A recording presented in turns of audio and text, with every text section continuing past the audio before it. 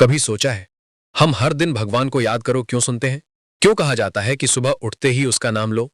खाने से पहले, सोने से पहले, हर काम से पहले भगवान याद करो। लेकिन सवाल यह है, अगर ईश्वर हर जगह है, तो उसे याद करने की जरूरत ही क्यों पड़ती है? क्या याद उसी की नहीं आती जो हमारे पास नहीं है? तो क्या इसका मतलब यह है कि हमने ईश्वर को अपने जीवन से दूर कर दिया है? यह वीडियो सिर्फ ज्ञान नहीं, एक जागृति है। क्योंकि जब तुम समझ लोगे कि ईश्वर को याद करने की जरूरत क्यों पड़ती है, तो तुम्हें एहसास होगा कि असली भक्ति याद में नहीं, बल्कि उस जीवन में है जहां उसे भूलना ही असंभव हो जाता है। जब कोई प्रिय हमारे सामने बैठा हो, उसकी आवाज हमारे कानों में गूंज रही हो, उसकी मौजूदगी हवा में घुली हो, तो हम उसे याद नहीं करते, हम उसे महसूस करते हैं, हम उसे जीते हैं। लेकिन जब वही व्यक्ति दूर चला जाए, तो हर पल दिल उसे याद करने लगता है। क्यों? क्योंकि अब वो हमारे अनुभव में नहीं है, अब वो हमारे सामने नहीं, हमारे विचारों में है। ईश्वर भी ऐसा ही है।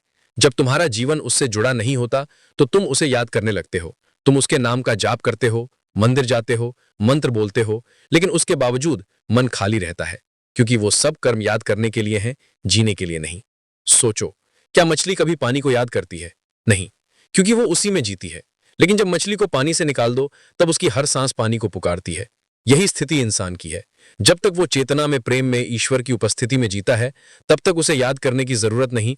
लेकिन जैसे ही वो मन, विचार और अहंकार के जाल में फंस जाता है, वो ईश्वर से दूर हो जाता है और उसकी हर प्रार्थना एक पुकार बन जाती है। हे भगवान, मुझे बचाओ। ये वाक्य बताता है कि तुम और वो अलग हो गए हो।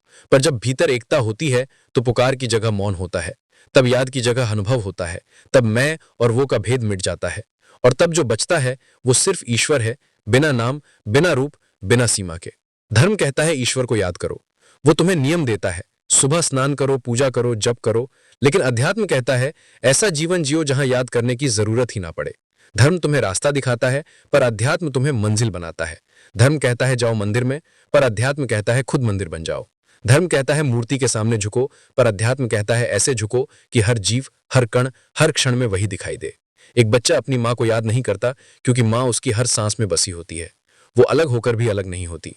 वो हर भाव में, हर आंसू में, हर मुस्कान में जीवित होती है। वैसे ही जब ईश्वर तुम्हारे भीतर जागता है, तो तुम मंत्रों में नहीं, मौन में उससे जुड़ते हो। तुम पूजा में नहीं, प्रेम में उसे महसूस करते हो। तुम खोजते नहीं, क्योंकि तुम समझ जाते हो कि जिसे तुम खोज रहे हो, वो खोजने वाला तुम ही हो। धर्म बाहर की ओर है, अध्यात्म भीतर की ओर। धर्म कहता है ईश्वर को देखो, अध्यात्म कहता है ईश्वर बनो। जब ये समझ आ जाती है, तो जीवन पूजा बन जाता है। हर कदम एक अर्पण, हर सांस एक प्रार्थना, हर कर्म एक भक्ति बन जाता है। और उस अवस्था में ईश्वर को याद करने की जरूरत नहीं होती, क्योंकि अब वो कोई अलग सत्ता नहीं, वो तुम्हारे अस्तित्व की सांस बन चुका है। लोग सोचते हैं ईश्वर कहीं ऊपर बैठा है, स्वर्ग में, आसमान में, मंदिर के गर्भगृह में। पर सच्चे ज्ञानी कहते हैं ईश्वर किसी जगह बैठा हुआ व्यक्ति नहीं है, वो एक उपस्थिति है। जैसे हवा दिखाई नहीं देती, पर हर जगह है।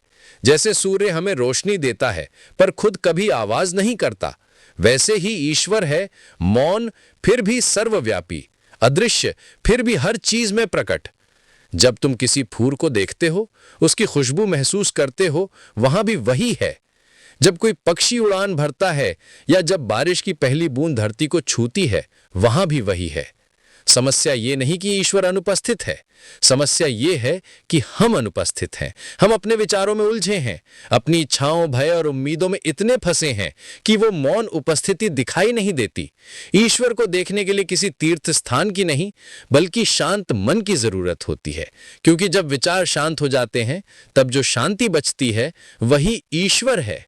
बुद्ध ने कहा था, ईश्वर को खोजो मत, अपने भीतर की आवाज सुनो, वही तुम्हें उसके द्वार तक ले जाएगी। इसलिए ध्यान रखो, ईश्वर किसी धर्म, किसी किताब या किसी मूर्ति में कैद नहीं है। वो हर उस जगह है जहां प्रेम, मौन और करुणा मौजूद है। आजकल ध्यान शब्द बहुत बार सुना जाता है। लोग कहते हैं मैं ध्यान करता हूं, लेकिन ध्यान करने की चीज नहीं है, ध्यान तो घटने की अवस्था है। जैसे कोई कहे मैं सोने जा रहा हूं, वो सोने नहीं कर सकता। नींद होती है जब परिस्थितियां शांत हो जाती हैं। वैसे ही ध्यान होता है जब मन शांत, शरीर सहज और आत्मा मौन हो जाती है। ध्यान का मतलब है मैं से वो तक की दूरी मिटाना, जहां याद की जरूरत नहीं होती, क्योंकि अब कुछ याद करने वाला बचा ही नहीं। वहां सिर्फ अनुभव होता है, सिर्फ उपस्थिति होती है, सिर्फ वो होता है। यही ध्यान की पराकाष्ठा है, जहां तुम और ईश्वर दो नहीं रहते, जैसे एक बूंद समुद्र में गिर जाए, अब वो बूंद नहीं समुद्र बन जाती है, वो खुद को खो देती है, लेकिन उसी में अपनी पूर्णता पा लेती है। जब तुम ध्यान में डूबते हो तो धीरे धीरे तुम्हारा मैं घुलने लगता है, और एक दिन ऐसा आता है जब तुम महसूस करते हो तुमने कभी ईश्वर को याद किया ही नहीं, क्योंकि तुम हमेशा उसी में थे। ध्यान कोई प्रक्रिया नहीं, ये एक प्रेम का विलय है, जहां तुम और ब्रह्म, आवाज और मौन, श्वास और शून्य सब एक हो जाते हैं। यही वो क्षण है जहां याद भी समाप्त हो जाती है। अब ईश्वर को याद नहीं किया जाता, बल्कि हर सांस में महसूस किया जाता है, हर पल में, हर धड़कन में, हर मौन में। याद का अर्थ ही है दो अस्तित्व, एक जो याद कर रहा है और दूसरा जिसे याद किया जा रहा है। जब तक तुम याद में हो, तुम द्वैत में हो। तुम और ईश्वर दो अलग हैं, पर अनुभव में ऐसा नहीं होता। अनुभव में मैं मिट जाता है और सिर्फ वो रह जाता है। जब तुम कहते हो मैंने उसे महसूस किया, वो अनुभव अधूरा है, क्योंकि उस मैंने के अंदर अभी भी अहम मौजूद है। सच्चा अनुभव तब होता है जब मैं भी नहीं बचता। वो क्षण जब तुम किसी सुंदर दृश्य को देखते हो, सूर्यास्त, सागर या शांत पर्वत, और एक पल के लिए सब रुक जाता है। तुम्हारे विचार, तुम्हारा नाम, तुम्हारी पहचान सब गायब हो जाती है। उस पल में तुम सिर्फ देखना बन जाते हो। वो क्षण ही ईश्वर है, वही ध्यान है, वही एकत्व है। ईश्वर को याद करने से तुम भक्त बनते हो, पर उसे जीने से तुम स्वयं दिव्य बन जाते हो। जब तक याद है तब तक दूरी है, जब अनुभव होता है तो मैं और वो का कोई भेद नहीं रहता, और जब भेद मिट जाता है वहीं से सच्चा मुक्ति मार्ग शुरू होता है। अब सवाल यह नहीं कि ईश्वर को कैसे याद करें, बल्कि यह है कि ऐसा जीवन कैसे जिएं जहां उसे भूल ही ना सकें। वो जीवन तब शुरू होता है जब हर काम, हर विचार, हर सांस एक अर्पण बन जाता है।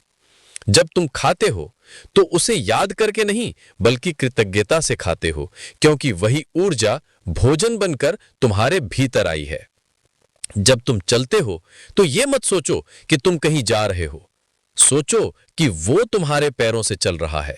जब तुम सांस लेते हो तो यह मत समझो कि तुम हवा ले रहे हो, समझो कि वो तुम्हारे भीतर श्वास बनकर उतर रहा है। ऐसे जीवन में याद की जगह अनुभव ले लेता है, पूजा की जगह उपस्थिति, और भक्ति की जगह ब्रह्म भाव। यही है सच्ची साधना, जहां तुम ईश्वर को याद नहीं करते क्योंकि तुम उसे कभी भूलते ही नहीं।